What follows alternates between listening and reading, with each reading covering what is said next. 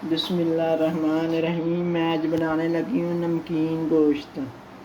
अजकल लहसुन का पेस्ट, 1.5 किलो गोश्त, सब्ज़ मिर्च, काली मिर्च, नमक उत्ते कुकर रखन। हुण मैं इहदे विच लगी हाँ गोश्त पाउण।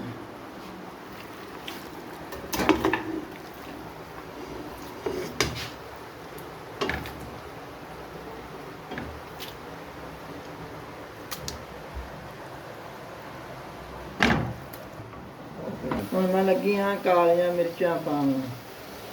ਹੁਣ मैं लगी हाँ सब्ज़ मिर्चां पाउण। ਹੁਣ मैं लगी हाँ नमक पाउण। ਹੁਣ मैं लगी हाँ अदरक लहसुन का पेस्ट पाउण।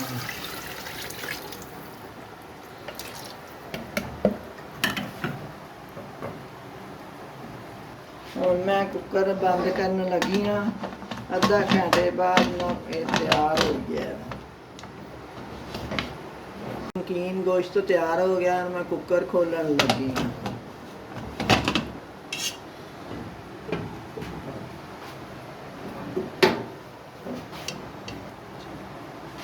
हुण मैं पावन लगी हाँ। डिश तैयार हो गई।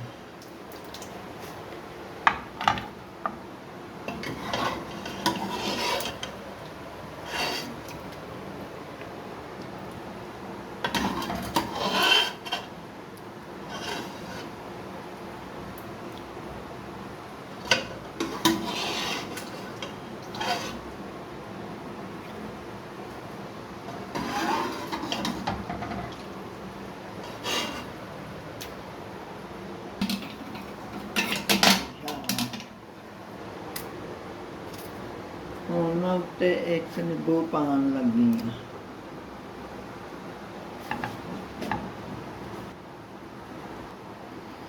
मेरी वीडियो लाइक करो तो शेयर करो तो अपना ख्याल रखना। तो अल्लाह हाफिज़।